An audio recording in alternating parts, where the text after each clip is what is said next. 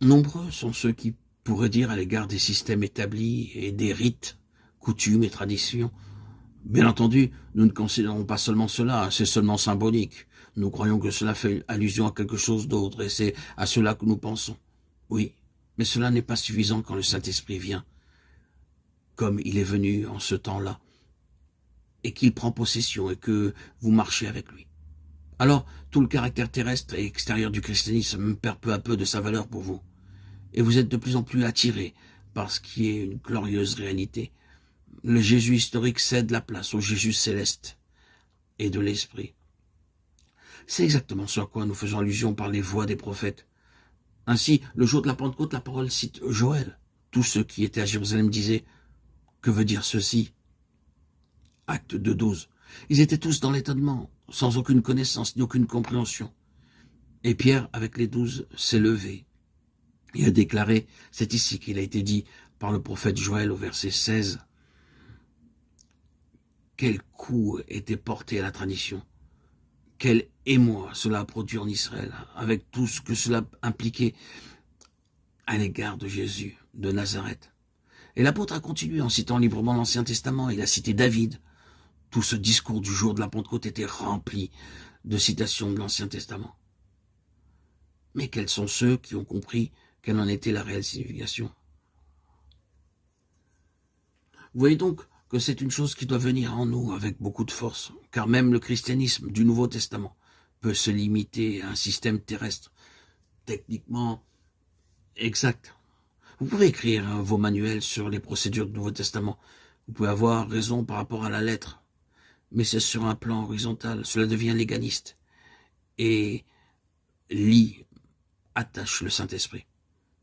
Quoique la pensée d'être conforme à l'Écriture soit une bonne chose, ce n'est pas cela la finalité. Tout cela doit être baptisé dans le Saint-Esprit, et le vase doit être purifié de tout ce qui est terrestre, pour devenir quelque chose d'entièrement céleste. Les pharisiens avaient une compréhension et une mentalité qui les plaçait dans une position horizontale, sur un plan horizontal. Ils désiraient et aspiraient être conformes à l'Écriture. Quel en a été le résultat? Ils ont perpétué un système terrestre fondé sur la parole de Dieu. Leur église était l'église d'Israël, l'église israélite. Et vous pouvez mettre à la place d'Israël n'importe quel autre nom de dénomination qu'il vous plaira. Cette église avait ses propres usages, ses vêtements, ses rites, sa liturgie, tout cela en accord avec les Écritures. Ils avaient la lecture des prophètes chaque Shabbat. Ils avaient tout un vaste système, mais il était tourné vers la terre, aussi mort qu'il est possible de l'être. C'était purement formel et ne participait pas à la pleine pensée de Dieu. C'était scripturaire dans un certain sens. Malgré cela, il faillissait à l'égard du conseil éternel de Dieu. Le Saint-Esprit, par sa venue, a mis un coup de balai sur les prophètes. Il a pris en main tout cela et a montré qu'il y avait quelque chose de plus, quelque chose d'autre que ce domaine terrestre, que la parfaite maîtrise de la parole de Dieu avec tous ses dérivatifs et que sans cela, tout le reste devait être mis de côté. C'est ce qu'il est encore occupé de faire. Tout ce système n'a pas réalisé la pleine pensée de Dieu et le livre des Actes nous parle de cela, de cette grande transition. Il y a une divine pensée derrière tout cela. Et lorsque vous l'avez saisi, vous pouvez vous passer de tout le reste. Ce qui est ancien peut être enlevé. Si vous avez saisi les choses dans un sens réellement spirituel d'une manière vivante et céleste, le reste importe peu et doit entièrement disparaître. C'est ce qui s'est passé dans le livre des Actes. Vous pouvez ne pas toujours saisir ce qui a commencé, mais le fait est que cela devient bien une réalité. Les apôtres ont continué de se rendre au temple et à la synagogue pendant un certain temps. Et puis ils ont cessé de s'y rendre. Ils l'ont fait pendant un temps, mais ils se sont retirés peu à peu et se sont trouvés tout à fait en dehors. Quelque chose était arrivé. Ils étaient entrés dans un domaine vivant et tout le reste n'avait plus lieu d'être. L'ancien avait conduit au nouveau. Il avait accompli son dessein. Ce qui était céleste avait trouvé sa signification.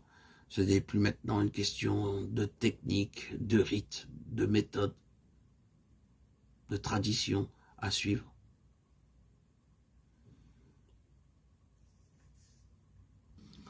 Le Saint-Esprit est venu dans les cœurs des disciples. Il a pris possession d'eux. Et Ils ont marché avec lui. Alors, tout le caractère terrestre a perdu sa valeur. Et ils ont été de plus en plus attirés par ce qui est une glorieuse réalité. Le Jésus historique a cédé sa place au Jésus céleste et à l'Esprit. Et c'est exactement ce qui nous est arrivé lorsque Dieu nous a visités par son Esprit. Et nous en avons été transformés. Ce fut pour ma part une transformation radicale, exceptionnelle.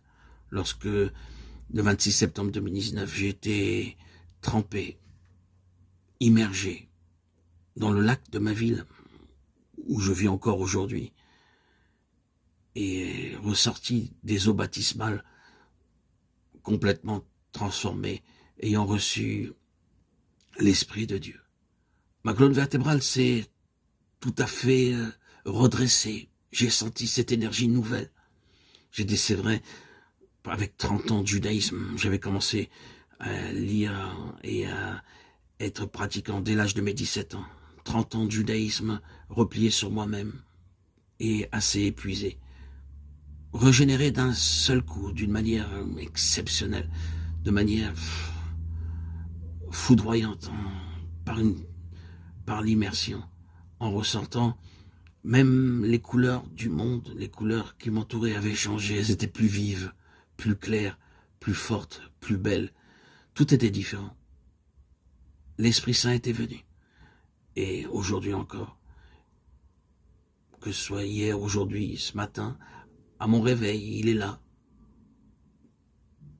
Et je suis frais, dispo, aussi jeune que n'importe quel jeune, aussi frais qu'un jeune de 15-16 ans. C'est extraordinaire, cette régénération, cette fraîcheur qui m'anime continuellement, cette joie de vivre que je ne connaissais pas, que j'avais oubliée, toujours présente par cet esprit de Dieu qui me rafraîchit, qui m'enivre et qui fait toute ma joie.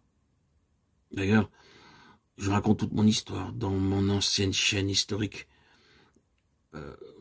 Jésus-Christ, le roi Messie, Yeshua Melech HaMashiach, que j'avais ouverte le 21 juillet 2021, où j'ai publié plus de 106 000 publications et où j'ai exprimé toute ma joie. C'est vrai, je parlais un peu trop de moi, mais c'était si magnifique ce que je vivais dans mon cœur et dans mon âme, que mes yeux étaient beaucoup centrés sur moi-même. Aujourd'hui, avec ma nouvelle chaîne, je fais attention à regarder vers une seule personne, Jésus-Christ, mon Seigneur et mon Roi. Je suis aussi, par la force de l'Esprit Saint, il est vrai, devenu décentré de moi-même. Mes regards sont plus portés vers Dieu, c'est magnifique.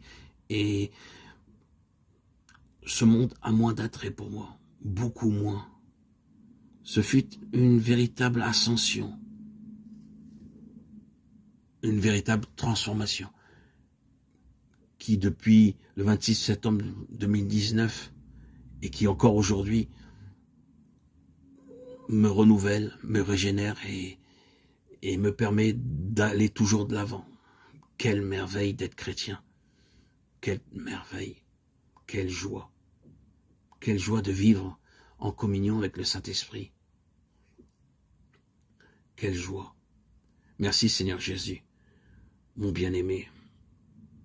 Merci Akadosh Baruch Hu. Merci mon Dieu, Dieu Tout-Puissant, d'être venu dans ma vie.